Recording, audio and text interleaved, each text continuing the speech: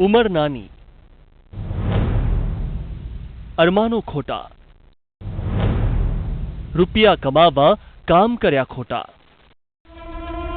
अम्मी जान कहती थी कोई धंधा छोटा नहीं होता और धंधे से बड़ा कोई धर्म नहीं होता। बस आज शब्दों टीवायबीए में अभ्यास करता विद्यार्थीना मનમાં ઘર કરી ગયા અને તે બની ગયો બુટલેગર।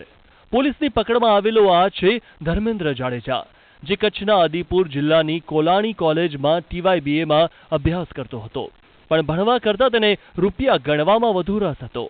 દારૂના આ ધંધામાં તેને સાથ મળ્યો હાથીજણમાં રહેતા રિક્ષા ચાલક રાજેશ યાદવનો।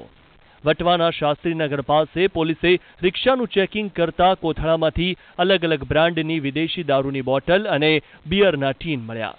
બે આરોપી છે અને સેલવાસથી લઈને આવતો ખાનગીરાએ બાતમી મળતી હોય ને તો અમારે પેટ્રોલિંગમાં પોલીસ હોય સ્ટાફના ખાનગીરાએ બાતમી મળતા શાસ્ત્રી બ્રિજના છેડે ઊભા રહી એક રિક્ષા આવતી હોય, રિક્ષામાંથી ચેક કરતા રિક્ષામાંથી દારૂનો જથ્થો મળી આવેલ।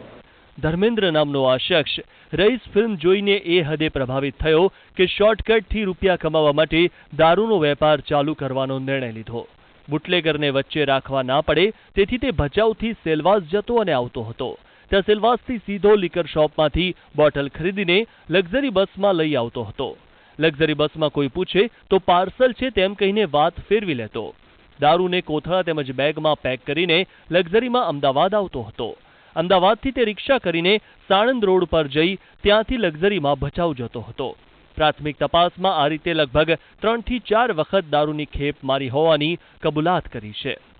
એ હાલમાં જે રિલીઝ થયેલી રઈસ ફિલ્મ એના ઉપરથી એને દારૂના હેરાફેરી કરવાનું વિચાર્યું। આગળ તપાસ ચાલુ જ છે।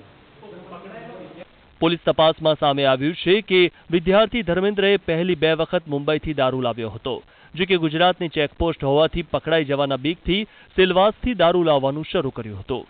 પોલીસના ચેકિંગ દરમિયાન વિદ્યાર્થી પાસેથી 18 પેટી દારૂ તેમજ 360 બિયરના ટીન કબજે કરાયા છે।